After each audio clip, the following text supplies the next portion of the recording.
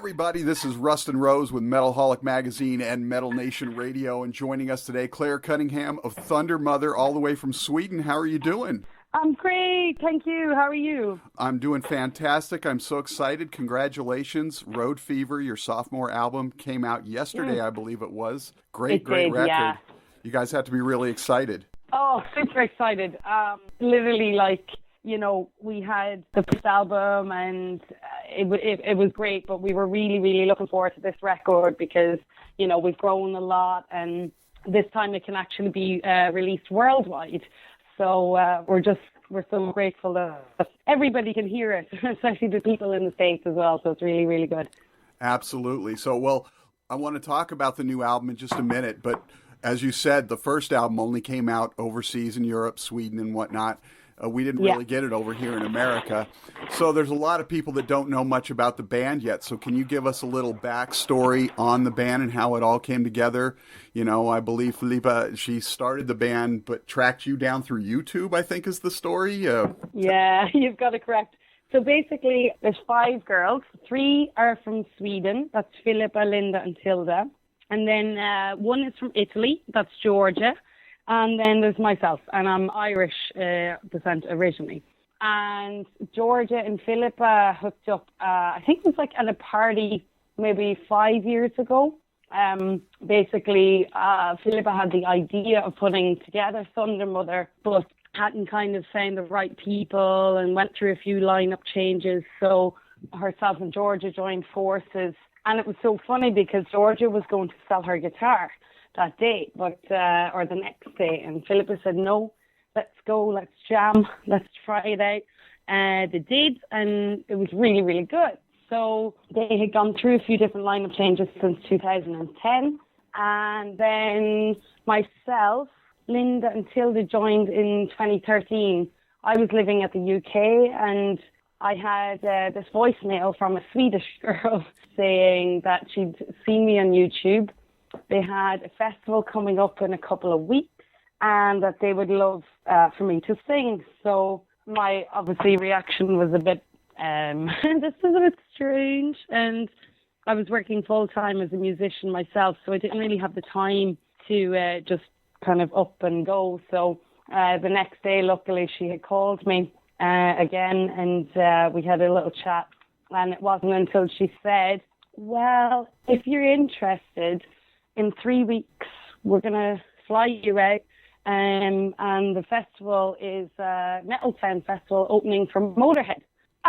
So I was like, oh, okay, this is a bit bigger and better than I actually first assumed. So I grabbed my pen, wrote down some dates, checked the girls out, and the rest is history. Basically, flew out, met the girls the day before, had one rehearsal, and then we just hit the stage, and it was fantastic. It was just, the girls are fantastic. They were all best of friends, and it just really worked, which is strange because, you put 5 strangers together and, you hope for the best. So it worked, luckily. Yeah, chemistry is important above all else, almost. But so now let's talk about the new record here. We'll start with the fact that you guys used a pledge campaign to sort of fund the new record, and you hit your goal. That had to be a little nerve-wracking and exciting. How was that whole experience? So that was totally new to us.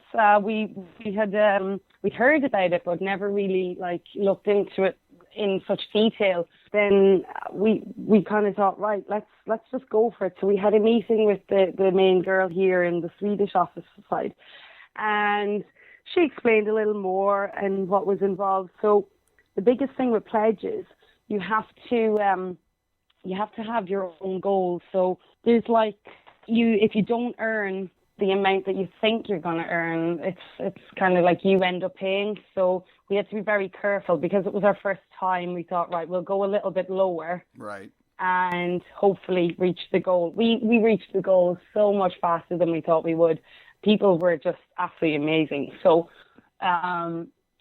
we said shame maybe we hadn't gone for a bit more, but the way it worked out worked really, really good. And then, we reached 100% and more. So people all over the world bought signed CDs, pre-orders, the vinyl, like signed posters, the jacket that was worn in the music video, just drum skin as well of Tilda's, things that you couldn't get maybe on a normal day-to-day basis. So people did pay a little bit extra for those, but it really helped because, we raised the funds and more. So it was really, really awesome. Well, and it's so great to see, if you give them the opportunity, it's so great to see fans supporting the music and buying the music instead of just stealing it and illegally downloading it.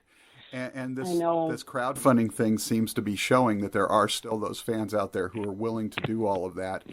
And it's great for the bands. And I think one of the reasons it works so well for you guys is you guys are bringing back a resurgence of that classic rock and roll sound that we all love, which is just resonates on Road Fever, your sophomore record.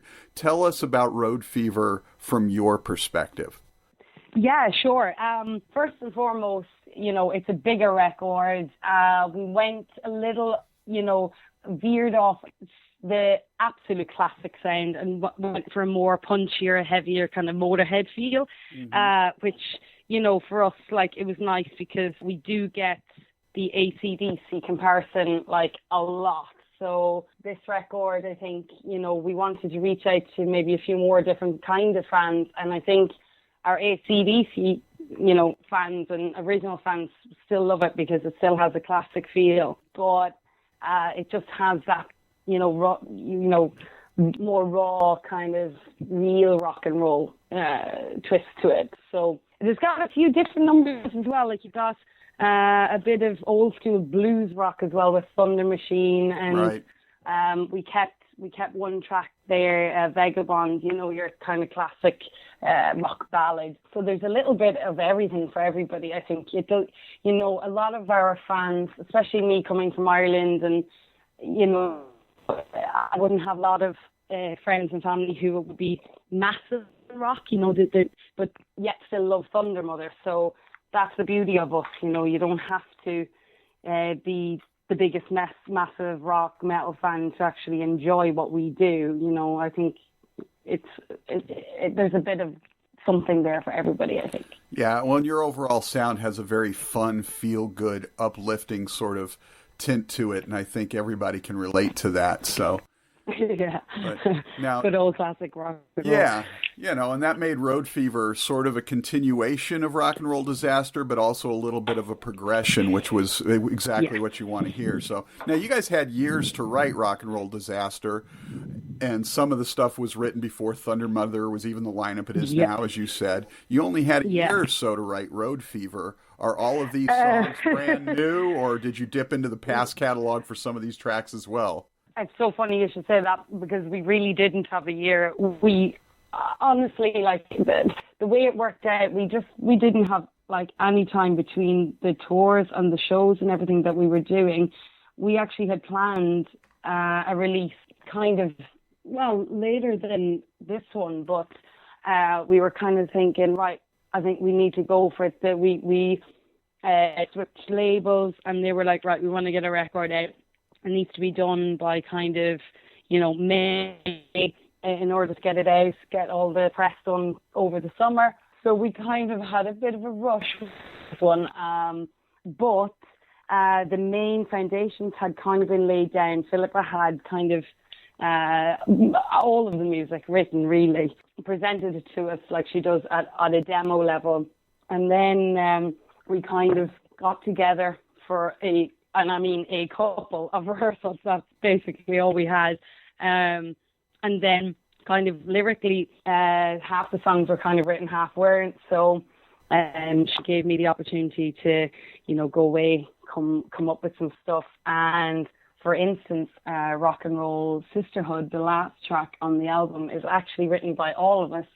And the night before, we weren't really happy with what we had originally done. So the night before we had been in the studio, we went for a quick drink, put down some ideas, and the next day, as we were going into the studio to record it, we were literally writing minutes before we were going in. So there's a lot of rushed vibe on our behalf, but I don't think anybody maybe hopefully can hear it in the record. But I think it kind of worked to our advantage, because a lot of bands, if you take too long to record an album, you kind of analyze songs, and then you're hearing things that you probably wouldn't hear normally. So we kind of went in with a quick kind of vibe to it, because we had a bit of problems with the record studios. We had originally booked one, it got cancelled, so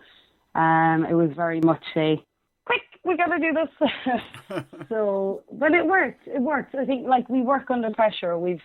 That's all we've really known, because two of the girls, Linda and Georgia, they live in Gothenburg, which is like 4 hours away from Stockholm. So as a band, we never really get together. It's kind of finding the time to do as much as we can when we were playing shows or touring. So considering the lack of time we had, I think it turned out to be pretty okay. Well, and Philippa obviously does most of the primary songwriting and everything, but you guys got a chance to get out of Sweden last year and do more of a real tour, the UK, Europe, and such. Yeah. Did that experience sort of spark any creativity for the songwriting for this record? I think so, because the actual name itself of the record, Road Fever, it's just about love and life on the road. And we did a bit, obviously, with the first record, but we really did manage to get out and just see a lot more and experience more. So, yeah, it does help with the lyrics, example like Vagabond, and all about living a vagabond kind of lifestyle. We've all done it, we've been there, going, sleeping in friends' cages, and just the struggles of rock and roll, but also kind of, because we're more of a close-knit now, the Rock and Roll Sisterhood, that's a great song, because it's basically, about us 5 females and females in general around the world, just having fun doing the rock and roll, Roadkill itself is actually, well, as you can guess, about roadkill. So we see a lot of it on the road, so we thought, yeah, that'd be quite a cool little song. And if you notice when, I don't know, maybe you haven't the physical copy yet, but anybody who gets it, when you lift up the CD, there's a little, our little mascot, as we call him, our little roadkill is there drinking a beer. So we've kind of had a bit of fun with that. So I'm going to have to get a physical copy now, because all I have is the digital so far. But okay, yeah, no, I think most of the guys at the minute just have the digital. So yeah, if you can get a copy of the actual physical, it's quite funny. Well, we can't talk about all the songs on the record. Obviously, we don't have that much time. But obviously, you said there's a nod towards Motorhead with this album a little bit. You obviously got to play with them and everything. Deal with the Devil has that Lemmy sort of nod to it. Was that sort of an intentional thing, or? Most definitely, yes. Philippa, she and like us all, we're big fans of Motorhead. But there's actually, if you ever see us live doing the first record, we have this medley, a wrist medley, and it includes actually Deal with the Devil. So it was already written musically, and it was just an ode to Motorhead in the middle of our shows. So it would always make me smile, because I used to go off the stage for this part, and I absolutely loved it. And I had said to Philippa, I think this would make a fantastic song if we put it together, and she was thinking the exact same. So she put it together and wrote Deal with the Devil, and basically it's a pure ode to just Motorhead. They've just been awarded 40 years serving rock and roll, and the lads, they're great and big supporters of Thundermother as well. So we thought it'd be a nice little tribute to them, Yeah, it's kind of sad, because they're over here in the States right now doing their tour, and they've had to cancel a lot of shows because of Lemmy's health. And it's almost, as a big fan of Lemmy and the band, I almost want to say, brother, it's time to retire from the road, because we want to keep you around as long as we can, I know. It's one of those things, and I think he probably, it's just, you never want to give up, do you? And I think, I think he could actually safely retire and be a very happy man knowing that he served, so many great years of rock and roll. And I think a lot of people would obviously be very sad, but, they've given so much to the rock industry and metal industry that, I think, like I said, they could retire very happy men, I think. All right, now a couple of my favorite tracks on the record are Fight Fire with Fire and Enemy. Can you tell us a little bit about those two? Yeah, Fight Fire with Fire is it was written actually by Philippa. So I think she had it quite a while. And it's just basically about kind of kicking out the old and in with the new. And that could be a few different things, but I think it's pretty much maybe about the different lineups that she's been through with Thundermother. Right. So like old blood, kick you out, that kind of thing. So it's fighting fire with fire. Obviously, she's had a few tough years down through the years, with different members and just it not working. And she had a vision and, and it is tough, I think she's amazing in the sense that she just kept going, because a lot of people get disheartened when, people leave or the chemistry isn't right, et cetera, et cetera. But she really just stuck at it. And, and especially like even thinking back to when she took me on board, and I just think, wow, she had full faith, never heard me sing live, kind of had 3 weeks, was hoping that I would just fly in and be there. So she had a lot of faith, but she said, no, I just trusted. So it's a lot to do with it was rolled in with the new kind of thing and just, yeah. Right. And in general life, there is a lot of fighting fire. Enemy, I'm not sure if she wrote it initially, and like I've written one of the verses as well. It can be taken as any way you want it, but there might be one particular person I think she might have been writing it about, but everybody, has one of them. So I think everybody can kind of relate in the respect, because initially somebody had said, maybe you should do it as male, but I disagreed then, because I said, well, no, because then it's going to look like it's a love song. It's quite clearly, us girls, we have issues with other girls sometimes. So, it's basically just a bit of an enemy song. There's always going to be feuds and different things in people's lives. So it was half written. So I just pulled on some of my own experiences to help write the rest, and it worked actually as a final song then. Nice. So a few more questions before we get out of here. Now, you being the vocalist, when you were developing your voice and your style, were there certain singers that you sort of emulated or drew inspiration from?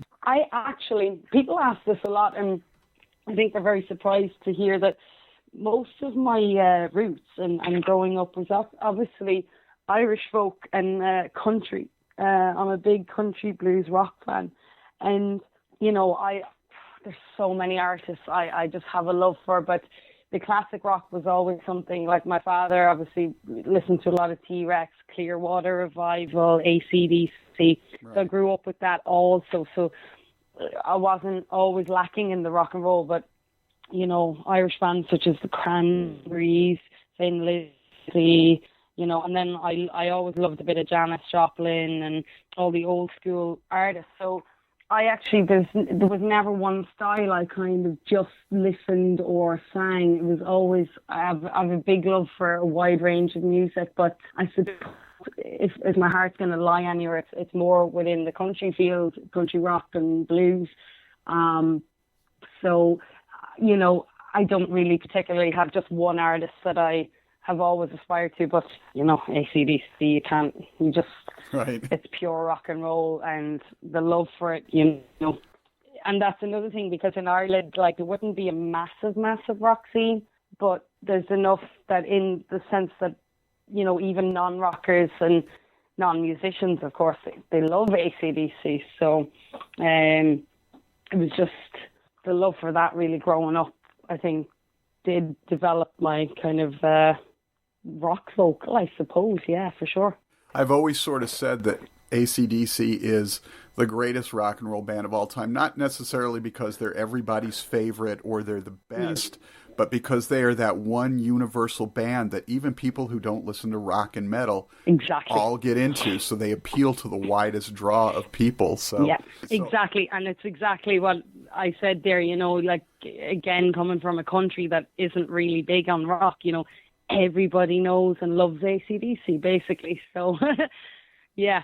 To find out a little bit more about you before we get out of here, what sort of brought you to where you're at today? Were there, like, I don't know, moments or maybe 2 or 3 albums that were sort of mileposts that drove you in the direction to bring you to where you're at today? Yeah, like, again, growing up, like, one of my first records was actually Alanis Morissette, would you believe? Jagged Little Pill, you know? Yeah.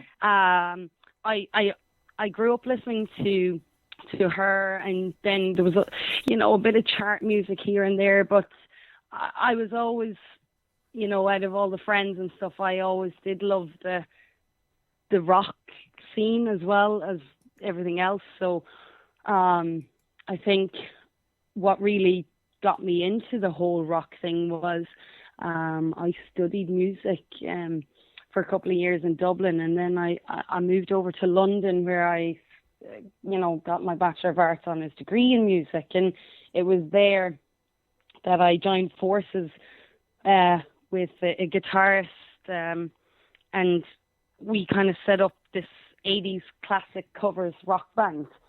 So I think that really lent a lot of, you know, knowledge, and I got into the rock a lot more by doing that. So we were doing, like, you know, Led Zeppelin, Guns N' Roses, AC/DC, Billy Idol. Right. And I have actually that band to thank, Smoking Aces they were called, because myself and Jamie, the guitarist, we had put up, I think it was like 39 acoustic videos, just all the stuff we did, AC/DC, Guns N' Roses, Led Zeppelin. And it was that video of doing AC/DC, Highway to Hell, that actually was what Philippa had found. So, you know, I have them personally to thank for my career right now, because I literally had put them up maybe a month and a half before she contacted me.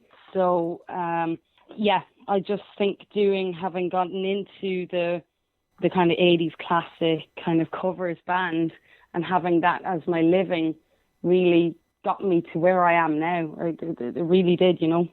Nice. So now you guys are getting ready to go out and do the Rebels of Scandinavia thing with Supercharger. What's on tap after that? Yeah, we're heading off on Monday. It's with Supercharger, and there's another band as well here in Sweden called Scams, and they're playing with us as well. So that's going to last for just under 2 weeks. We come back, and then we've got maybe a week here in Sweden, and then we're heading off to Spain. We love Spain. We did Spain last year and got such a great response that we really had to come back this year when the record was out. So we will head to Spain for just under 2 weeks as well. I think it's like 11 or 12 nights. So that's in the pipeline. And then we have a boat, rock classicer. It's quite a big thing here in Sweden. So we're going to be doing some radio stuff there. Just continuing to promote the album, but as far as tours go, for the rest of the year, that's going to be it until we hit next year, and we're going to hit it real hard, I think. And hopefully, you know, we really want to get over to the States. Like, it's just a pure love of all of us to get over there. So once the right tour or right support slot comes up, maybe, then we got to hit you guys, because we would love to get you over here. Yeah, that would be very exciting. So, the last question before we get out of here, of course, is there going to be any videos from the album? I know they're almost, in some cases, a waste of time these days, but we still want to see them, you know? Yeah. Well, we did one for the single, It's Just a Tease, and we definitely will, or hope to at least, do one for Rock and Roll Sisterhood. We actually were in talks with somebody about it, and it kind of just, timing-wise, just didn't suit, unfortunately. But I think that's definitely going to be in the pipeline for sure. Just because, it's just a great little number, and I think we can show exactly what we mean by sisters sticking together and just showing what we do out on the road and how we love it, and just inspire all the other females out there. It's a tough industry, it's very male dominated, and you get a lot of slack sometimes for it, and people, don't respect all so much. I think we're getting there. It's 2015, so, we still have a bit to go, but, the plan is to do it, so. Well, that's always that fine line that you're walking, especially when you're talking about women in hard rock and metal, is they don't, it's like you don't want to talk about the fact that they're women, but with all the women that we do have in hard rock and metal now, it still represents less than 2% of the hard rock and metal scene. There's still a lot of recognition and stuff to happen. So there is, yeah. Perfect, Clare, Thundermother, the new album, Road Fever, out now. We are so excited about it. We're going to spin some of it right here. And thank you so much for taking the time to talk with us. Hey, listen, thank you guys for the support. It really means the world. And hopefully we'll get out to you guys next year if we can. Hopefully, fingers crossed. Awesome. Take care, Clare. You too. Have a great evening.